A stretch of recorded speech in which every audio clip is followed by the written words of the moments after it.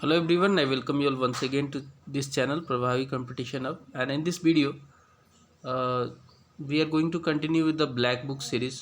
Black Book जो series चल रही है उस सीरीज़ में ये अगला पार्ट है। पॉलिटी का ये सेकेंड चैप्टर है, फीचर्स ऑफ इंडियन कॉन्स्टिट्यूशन, जिसमें ऑलमोस्ट 160 प्लस MCQ है जो कि मोस्ट इम्पॉर्टेंट और रिपीटेड जो आपके एग्ज़ाम में आए हुए MCQ हैं उनकी चर्चा करेंगे।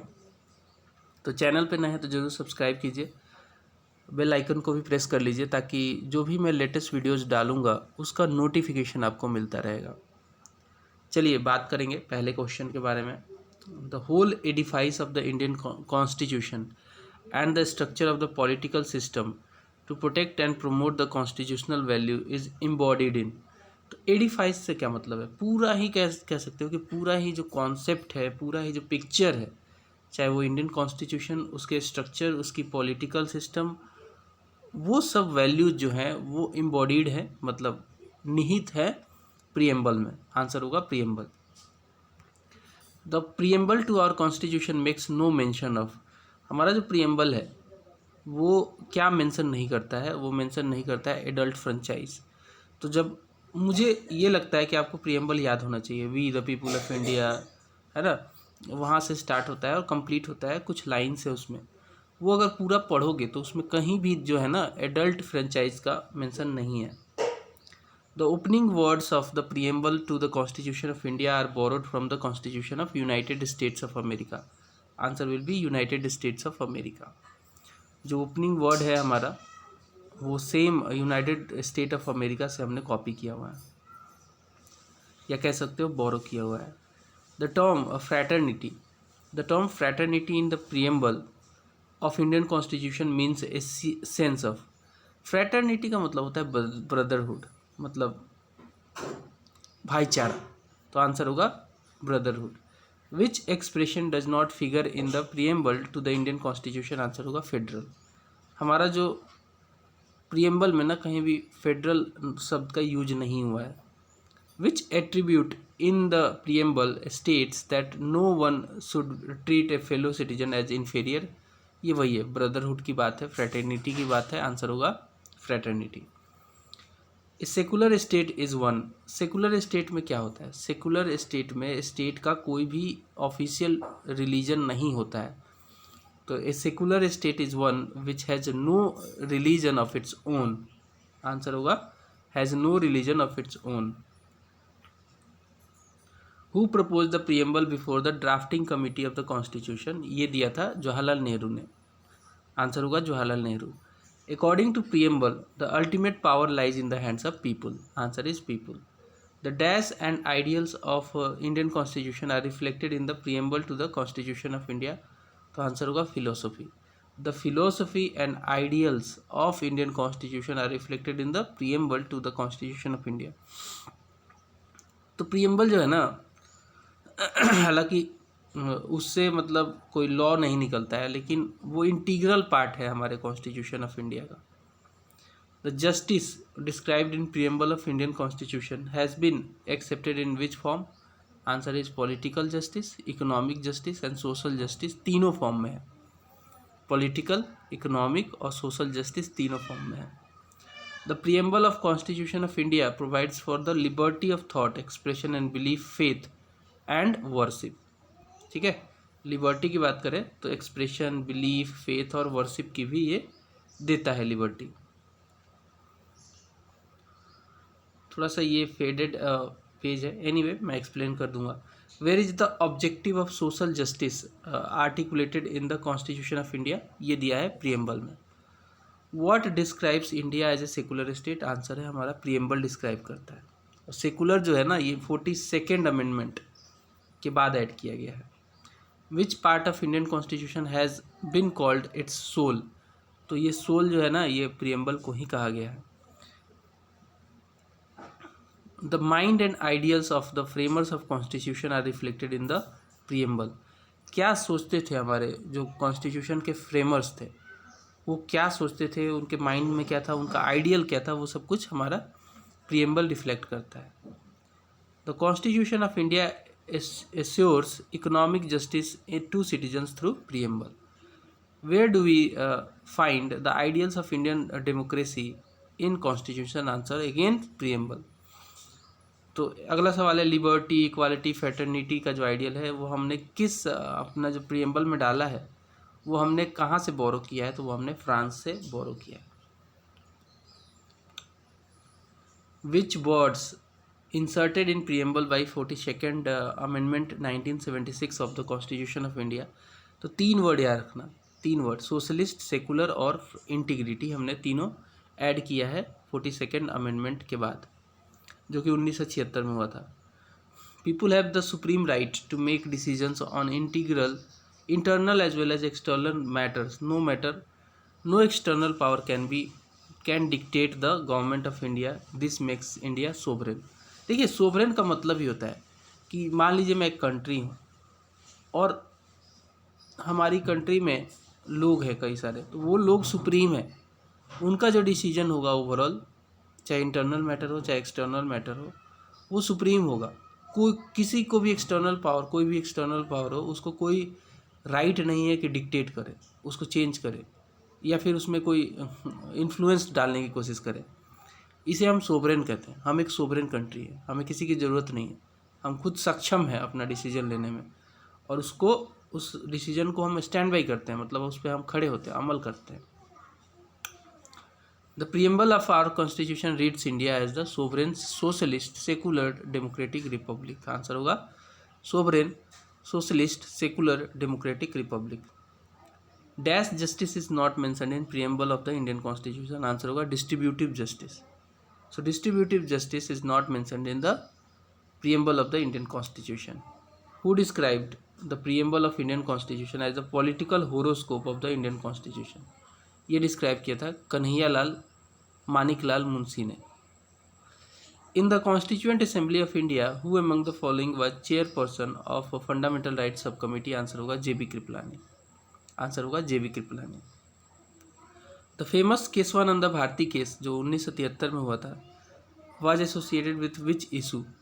तो ये था अमेनेबिलिटी ऑफ प्रियम्बल, कि प्रियम्बल को अमेंड किया जा सकता है तो किस एक्सटेंट तक किया जा सकता है।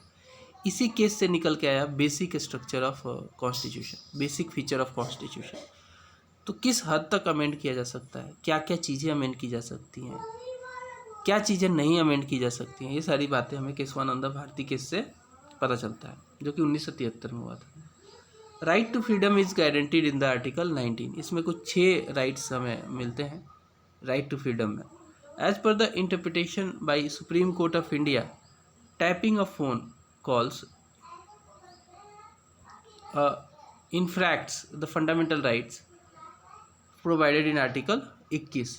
राइट टू प्राइवेसी एक राइट है जो कि आर्टिकल 21 में हमारा राइट है। अगर आपके फ़ोन कॉल को कोई वो करता है, इंट्रूजन करता है, इनफैक्ट करता है, टैप करता है, तो उससे हमारा जो फंडामेंटल राइट अफेक्ट होता है वो है article 21। In which year was the right to education, that is article 21A act enacted? Answer होगा 2009 में हुआ था ये। Which article of Indian constitution gives right to minorities to establish and administer educational institution? Answer होगा article 30। Along with right to life in Article 21 of Indian Constitution, it also includes, इसमें बहुत सारा right. Right to life बस एक right to life तक ही limit नहीं है, इससे रिलेटेड, लाइफ से रिलेटेड जो भी इंपॉर्टेंट चीज़ें हैं, जैसे कि हेल्थ होना चाहिए हमारा। अच्छी लाइफ कब जियोगे? जब आपका हेल्थ अच्छा होगा, अच्छा खाना मिले, अच्छा वाटर मिले। तो right to health, right to food, right to water, these are the essentialities of right to life. इसके अलावा भी कई सारा है। राइट टू इलेक्ट्रिसिटी भी अब ऐड कर दिया गया है। No person can be employed in factories और mines unless he is above the age of 14 years. As per जो एक्ट है हमारा, या फिर एज पर जो फंडामेंटल राइट है उसके हिसाब से भी 14 साल से नीचे के बच्चों को अब फैक्ट्री में नहीं लगाया जा सकता है। Article dash of constitution of India provides special rights and privileges to permanent residents of Jammu Kashmir? Answer होगा 35A। अब तो इसको ख़त्म ही कर दिया गया, ख़त्म कर दिया गया, इसको 2019 में ही कर दिया गया था। In the year 1978 the dash amendment eliminated the right to acquire, hold, dispose of property, that is right to property as a fundamental right? Answer होगा 44th अमेंडमेंट आया था, 44वां अमेंडमेंट हुआ था, और राइट टू प्रॉपर्टी को एक legal right बना दिया गया है। Fundamental rights are not given to aliens, aliens को नहीं दिया जाता है fundamental rights. What is meant by social justice? Social justice का मतलब होता है all kinds of discrimination on caste, creed and sex should be eliminated. ठीक है, should be eliminated. Right to education become a fundamental right on 1 April 2010। ठीक है, right to education एक fundamental right बना 1 अप्रैल 2010 को। Which of the following articles of constitution of India defines the state in the context of fundamental right? Answer होगा article 12। Article 12 कहता है कि state का मतलब क्या होता है। क्या वो खाली सेंट्रल गवर्नमेंट है, या फिर स्टेट की गवर्नमेंट है, या फिर लोकल गवर्नमेंट है? तो एक्चुअली बता दूँ तो बहुत सारी चीज़ें स्टेट गवर्नमेंट का पार्ट होती हैं, स्टेट का पार्ट होती हैं।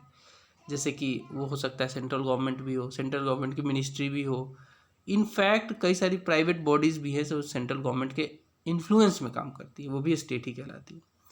Right to move freely throughout the territory of in India is a fundamental right under dash of the Indian constitution. Article 19 से ही सिंपल है, इसमें टोटल 6 राइट्स दिए गए। The Supreme Court has declared access to the internet to a fundamental right under the article dash of the Indian Constitution. Answer होगा 19। Under which article every citizen of India has been given the right to health?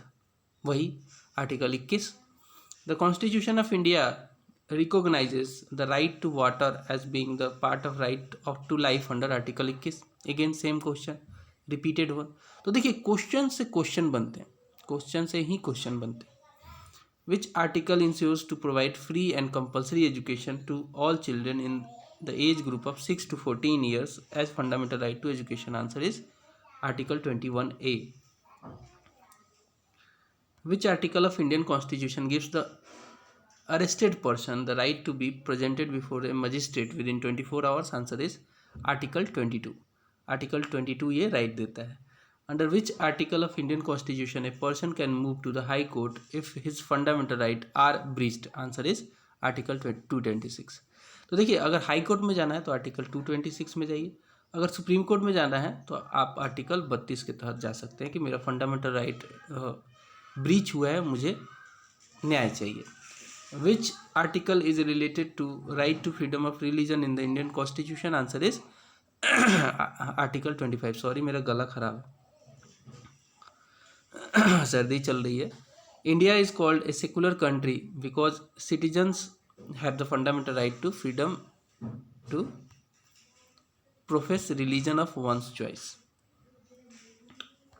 If any fundamental right of a citizen is breached then under article 226 of Indian constitution he can move to high court of the state. Obviously high court of the state में जा सकता है article 226 के द्वारा, but ये ऐसा नहीं है कि सीधा उसको हाई कोर्ट में ही जाना है, वो सुप्रीम कोर्ट में भी जा सकता है। सुप्रीम कोर्ट में जाएगा तो आर्टिकल 32 के अंडर जाएगा। Under which article of Indian constitution a citizen can move to the supreme court of India if his fundamental rights are breached? तो again answer is article 32। Which article of Indian constitution cover the fundamental right against exploitation? तो exploitation के लिए 2 right है, article 23 और article 24। ठीक है, article 23 और 24। एक तो आर्टिकल 23 जो है ये आप ह्यूमन ट्रेडिंग नहीं कर सकते हैं, ह्यूमन ट्रैफिकिंग वगैरह से रिलेटेड है। 24 जो है बच्चों का राइट, चिल्ड्रेन को आप एम्प्लॉय नहीं कर सकते हैं फैक्ट्रीज वगैरह में, 14 साल से नीचे के बच्चों को। Which of the following articles of constitution of India declares prohibition of traffic in human being as a fundamental right? Answer again अभी एक्सप्लेन किया था, article 23। Most important safeguard of liberty is bold and impart judiciary. Judiciary ही अच्छी नहीं होगी तो liberty कहाँ से मिलेगा? कोई भी आपकी लिबर्टी छीन सकता है। तो इसके लिए बहुत ज़रूरी है कि लिबर्टी को अगर इंश्योर करना है तो आपका जो जुडिशरी है एक तो बोल्ड होना चाहिए और फर्म होना चाहिए, बोल्ड होना चाहिए और इम्पार्शियल होना चाहिए, पार्शियलिटी ना करे। How liberty can be limited? Limit किया जा सकता है, लिबर्टी को लिमिट किया भी जाता है कई बार। लॉ बना के, कानून बना के। ऐसा नहीं कि कोई भी आके बोला कि तुम्हारी लिबर्टी मैंने छीन ली, ऐसा नहीं हो सकता। कोई पर्पस होना चाहिए। अगर लिबर्टी को कम कर रहे हो तो कुछ उससे घाटा है, तभी कम करो, और कानून बना के किया जा सकता है। मैं यहाँ पे आपकी और मेरी बात नहीं कर रहा हूँ, मैं सरकार की बात कर रहा हूँ। सरकार जब ऐसा करना चाहे तो। Fundamental rights granted to Indian citizens can be suspended, obviously can be suspended during emergency, किया जा सकता है। Which act prohibited discrimination on the basis of race, religion और national origin? Answer is civil right act. Any section of citizens with a distinct language और culture have a right to conserve it. मान लीजिए मैं एक citizen हूँ, मेरा distinct language है। मान लीजिए कि मैं कोई ऐसा लैंग्वेज बोलता हूँ जो कि डिस्टिंक्ट है, मास का लैंग्वेज नहीं है, मेरा कल्चर भी अलग है, तो उसको कंजर्व करने का मेरा राइट है। कोई मुझे इस राइट से छीन नहीं सकता है, और ये राइट मुझे कॉन्स्टिट्यूशन ने दिया है। The right to vote in election to parliament is a constitutional right. The dash government rules within limits set by constitution, law and citizen right? Answer is democratic. Which right is not enumerated as right in the constitution of India? Economic right कोई right नहीं होता है, क्योंकि economy को ऐसे justify नहीं किया जा सकता। सबको इतना पैसा नहीं दिया जा सकता कि सबकी राइट पूरी की जा सके इकोनॉमी वाली। तो इकोनॉमिक राइट जो है, एक राइट नहीं मेंशन किया गया है हमारे कॉन्स्टिट्यूशन में। It is not enumerated as part of fundamental rights. The constitution of India guarantees the right to equality. Equality एक फंडामेंटल राइट है, इक्वालिटी वाला। Civil equality implies equality of opportunity. Civil equality से मतलब ये है कि equality of opportunity दी जाएगी। जैसे कि मान लीजिए कि कोई वैकेंसी निकली, तो उसमें क्या है कि किसी भी फैक्टर को लेके, जैसे कि मेरा caste, religion, place of birth को लेके उसमें इनइक्वालिटी नहीं की जाएगी। That is called civil equality, चाहे वो प्रेसिडेंट ही क्यों ना बनना हो। Which form of government believes in giving equal rights and opportunities for women and men? Answer होगा feminist. In the constitution of India the fundamental rights क्या है? They form a part of the original constitution. हमारा जो original constitution बना था ना, उसी में फंडामेंटल राइट हमने मेंशन किया है। अलग से हमने, ऐसा नहीं है कि अलग से अमेंडमेंट ला के किया है। अमेंडमेंट हुआ है फंडामेंटल राइट में, बट ये ओरिजिनल का ही पार्ट है।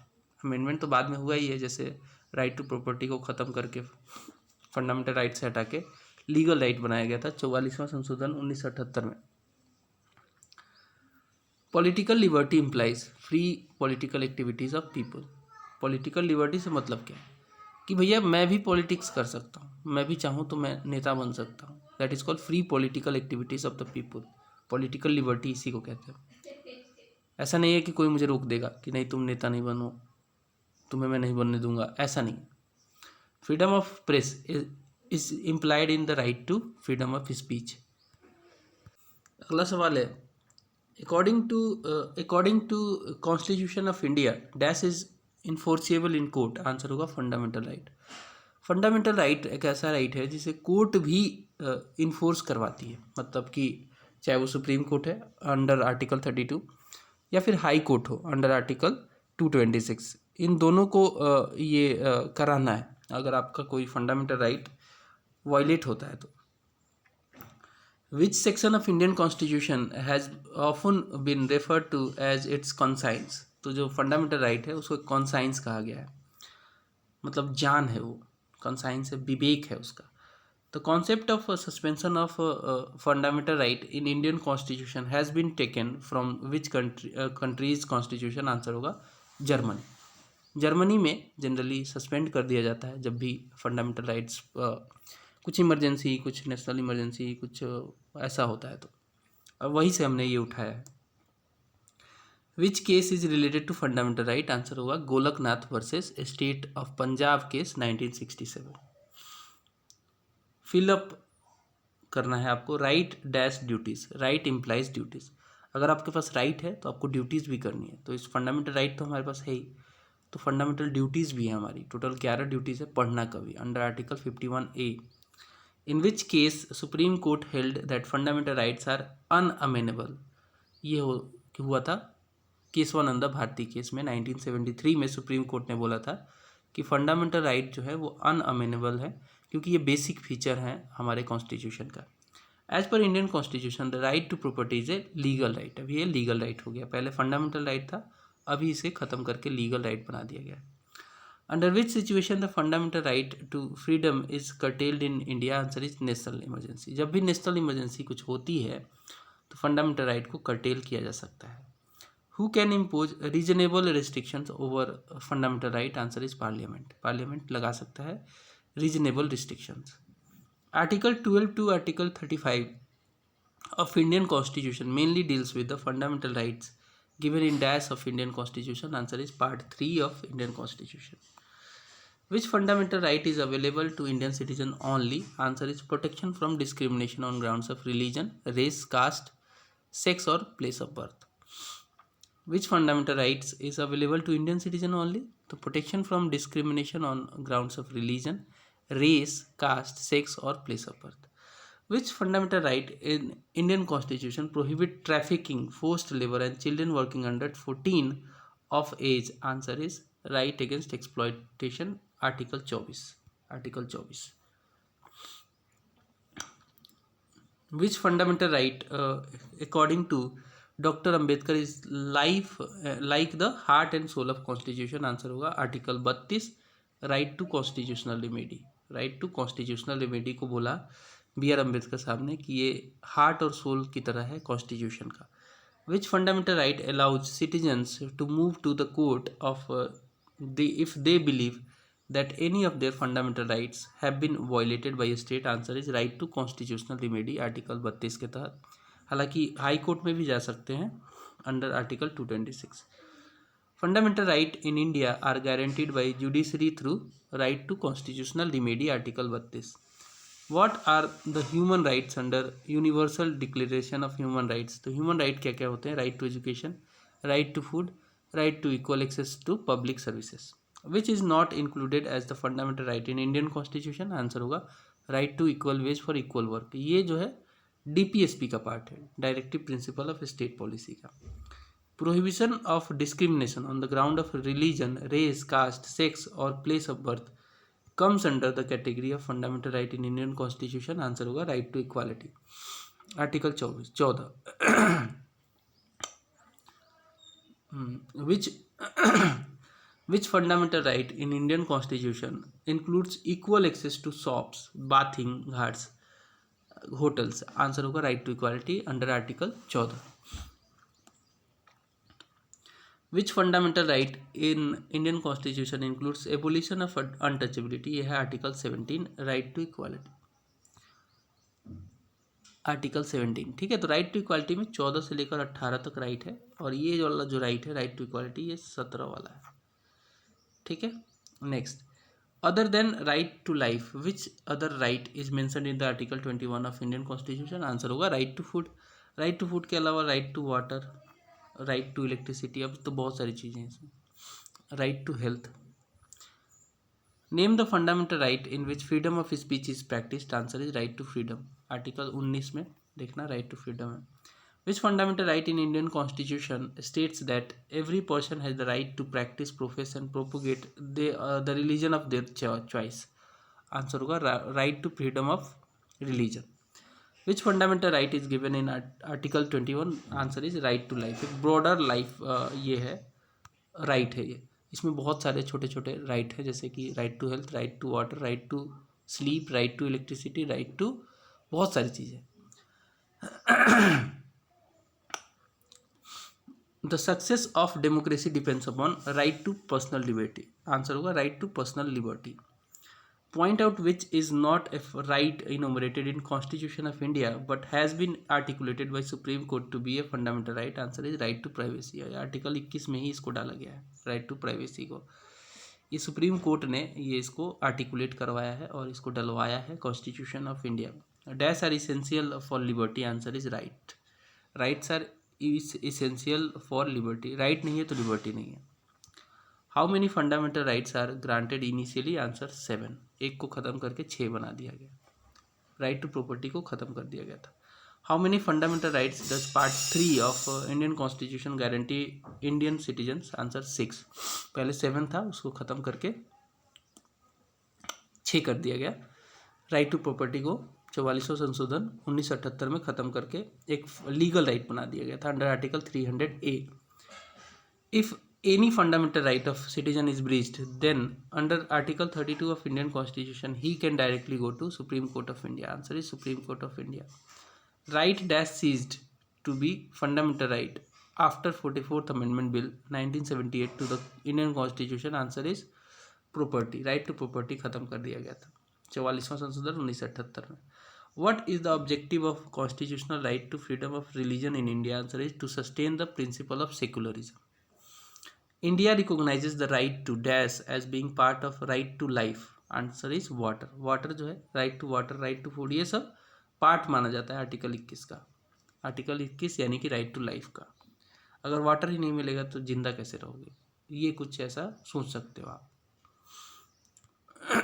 अगला सवाल है अंडर विच ज्यूरिडिक्शन, अगला सवाल है under which jurisdiction any individual whose fundamental right has been violated can directly move the supreme court for remedy. Answer होगा रिट ज्यूरिडिक्शन। रिट ज्यूरिडिक्शन में सुप्रीम कोर्ट के पास हैबियस कॉर्पस है, mandamus है, certiorari है, प्रोहिबिशन है। तो ऐसे कुछ इसके पास रिट ज्यूरिडिक्शन है जिसको यूज करके सुप्रीम कोर्ट जो है फंडामेंटल राइट को रीस्टोर करवाती है जो कि वायलेटेड हो चुका होता है। Who supports customary right? Answer is Ritchie. Who headed the 9-judge constitutional bench that declared the right to privacy as fundamental right? Answer is J.S. Kheir. J.S. Kheir. How many fundamental duties are set out in Part 4A, Article 51A of Constitution? Answer होगा 11। Originally 10 था जब ये आया था, but 11वां add कर दिया गया था इसमें। In 1976, the Congress Party set up DAS committee to make recommendation about fundamental duties. Answer होगा सरदार स्वरण सिंह। स्वरण सिंह कमिटी के ही रिपोर्ट पे फंडामेंटल ड्यूटीज ऐड की गई थी कॉन्स्टिट्यूशन में। When were the fundamental duties of Indian citizen incorporated through 47 amendment in constitution? Answer is 1976। What is not fundamental duty? So evolution of titles except military and academic is a fundamental right, not the duty. Article 17 में ये fundamental right है, duty नहीं है। The chapter on fundamental duties includes duty to cherish and follow the noble ideals which inspired out freedom movement. For whom are fundamental duties mentioned in the Indian Constitution? ये only and only citizens के लिए है और सारे citizens के लिए, aliens के लिए नहीं है ये। Which is an item included in the list of fundamental duties of an Indian citizen in constitution? Answer is to develop scientific temper, humanism and spirit of equality and reform. What does not come under fundamental duty? Answer is to protect freedom of speech and expression. It is a fundamental right, not a duty. Dash is not a fundamental duty of the citizen of India as specified in Part 4A of Constitution of India. Answer is to pay taxes by due date. ये नहीं है। Provision of citizenship in Indian Constitution become applicable in 1950. In the context of overseas citizen of India, which statement is not correct? तो answer होगा an overseas citizen of India is granted multiple entry visa.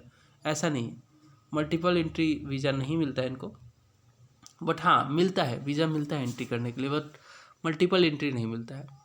For a period of 10 years only. गलत है ये, actually multiple entry visa मिलता है for 10 years only, ये clause नहीं है। सॉरी मैं थोड़ा गलत भूल गया। विच part of constitution of India deals with citizenship? Answer is Part 2. In which article citizens rights of people who migrated from Pakistan to India is mentioned? Answer is Article 6. The essential feature of democracy is giving prominence to the citizens. Dual citizenship is a feature of federal government और USA में ये चलता है, federal government है वहाँ पे, और USA एक अच्छा एग्जाम्पल है डुअल सिटीजनशिप का। हमारी कंट्री में सिंगल सिटीजनशिप चलता है। In how many ways Indian citizenship can be acquired? 5 तरीके से किया जा सकता है, ठीक है, 5 तरीके से। Which category of citizens of the prescribed age may be registered as a voter? Answer is non-resident citizens. Non-resident citizens. Which is the competent body to prescribe conditions for acquisition of citizenship? Answer is parliament. Parliament चाहे तो उसे change भी कर सकती है. Indian citizenship is granted by, ये grant किया जाता है मिनिस्ट्री ऑफ होम अफेयर्स के द्वारा. In how many ways Indian citizenship can be lost? तो ये टोटल 3 तरीके से लॉस्ट किया जा सकता है. No person shall be a citizen of India if he has voluntarily acquired citizenship of another country. अब मान लो मैं इंडिया का सिटीजनशिप लेके बैठा हूँ और गया किसी और कंट्री में, वहाँ का भी सिटीजनशिप ले लिया, तो मेरा जो है ना टर्मिनेट हो जाएगा. मेरा जो सिटीजनशिप है वो टर्मिनेट हो जाएगा इंडिया वाला. Under the directive principle of state policy, up to what age of the children they are expected to be provided free and compulsory education? Answer होगा 14 साल तक. 14 साल के बच्चों तक को फ्री और कंपल्सरी एजुकेशन देना ही देना है भारतीय सरकार को. इंडियन पार्लियामेंट कैन रीनेम और redefine the boundary of the state by a simple majority. Where is constitutional power located enabling the central government to legislate on cow slaughter? Answer is article 48 in the directive principle. Article 48 in the directive principles. Where in Indian constitution has economic justice been provided as one of the objective? Answer is directive principle. In the constitution of India, promotion of international peace and security is mentioned in which part? Answer is DPSP, directive principle of state policy. Which part of Indian constitution ensures social and economic democracy? Answer is directive principle of state policy. What can be amended by special majority? Answer is directive principle of state policy.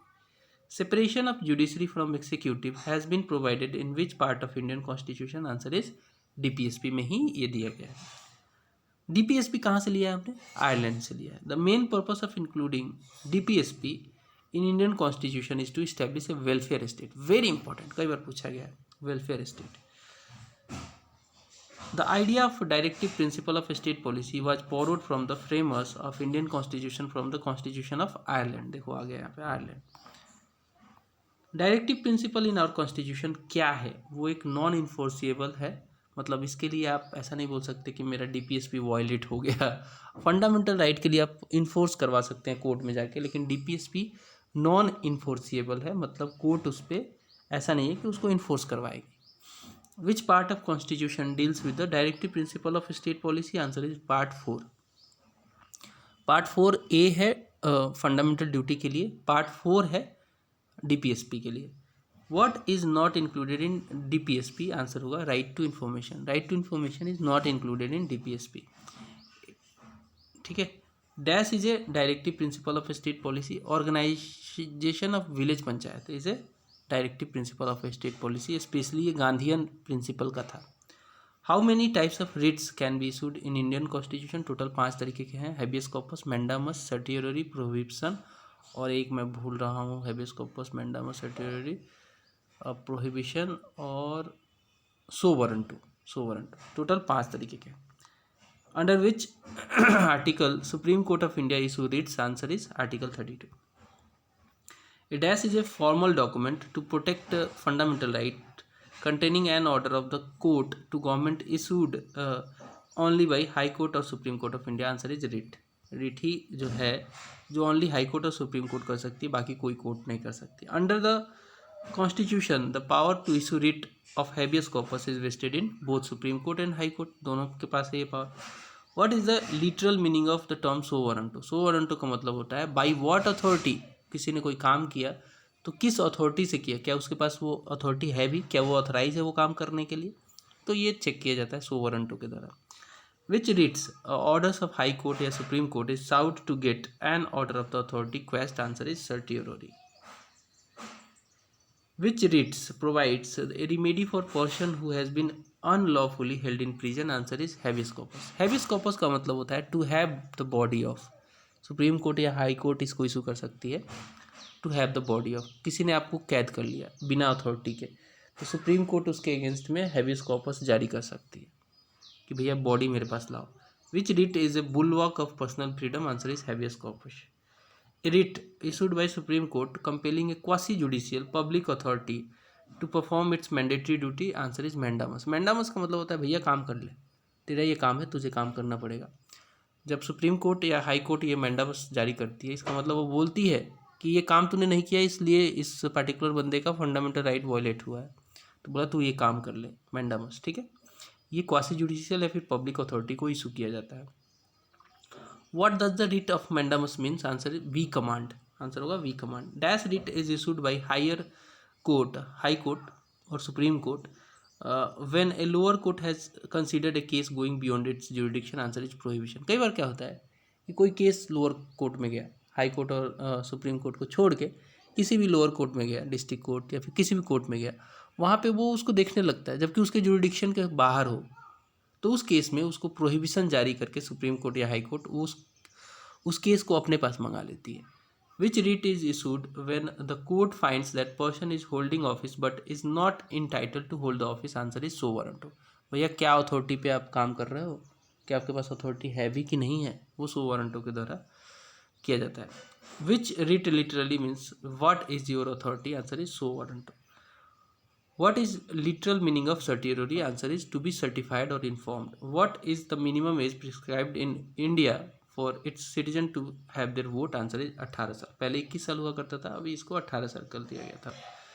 Not to destroy the government property is a civil duty. Civil duty, आप ऐसा नहीं है कि जाके government की, कई बार हमने देखा है कि ट्रेन जला देते हैं, ये कर देते हैं, वो कर देते हैं, वो भैया उस गवर्नमेंट की प्रॉपर्टी है, उसको डिस्ट्रॉय करोगे तो आप पे एक्शन भी हो सकता है। तो not to destroy the government property is a civil duty. Civil duty से हम लोग हाथ नहीं उठा सकते, उससे मुंह नहीं मोड़ सकते। The right to public office is a civil right, right to public office is a civil right.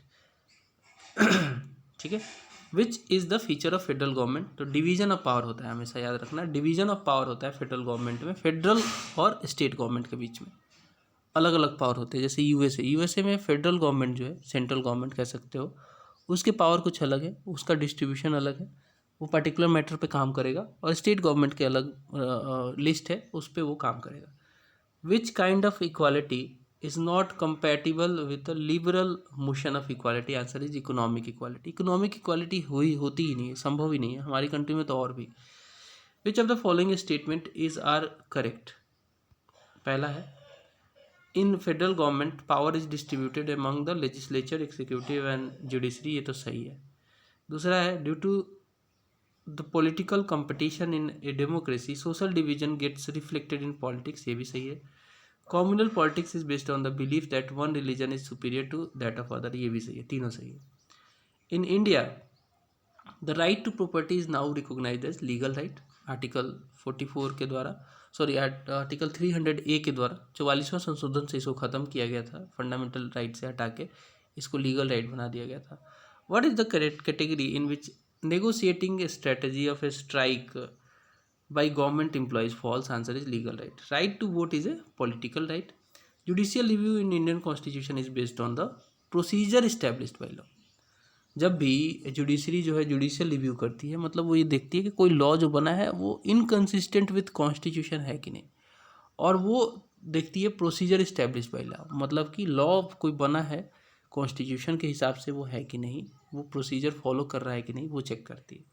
What is a political right? Political right is a right to contest election. यही नहीं, राइट टू कॉन्टेस्ट इलेक्शन के अलावा right to vote भी है political right. What is not guaranteed by Indian Constitution? Answer is right to free education for all। ऐसा नहीं है, up to 14 years तक है, बट सबके लिए नहीं है। नेक्स्ट है the preventive detention act curtails right to freedom। India is a secular state because in our country a state does not discriminate between religions। State का कहता है, हमारे कंट्री में, हमारी कंट्री कहती है, हमारा स्टेट कहता है, स्टेट मतलब मैं यूपी बिहार की बात नहीं कर रहा हूँ, स्टेट मतलब मैं इंडिया की बात कर रहा हूँ। तो ये कहता है कि स्टेट का कोई रिलीजन नहीं होता है, और डिस्क्रिमिनेट भी नहीं करते हम किसी भी रिलीजन को लेके। जैसे कि मान लो कोई हिंदू है, मुस्लिम है, तो हम किसी को प्रायोरिटी नहीं देंगे, हम इसमें न्यूट्रल हैं। Political equality is found in universal adult suffrage. Which of the following is not A feature of Indian federal system? Answer is single tyre government, single tyre government. So that's all guys, इस video में इतना ही। हमने इस video को complete किया, इस chapter को complete किया। पसंद आया तो ज़रूर लाइक कीजिए, शेयर कीजिए, सब्सक्राइब कीजिए। मिलेंगे अगले वीडियो में। Bye bye.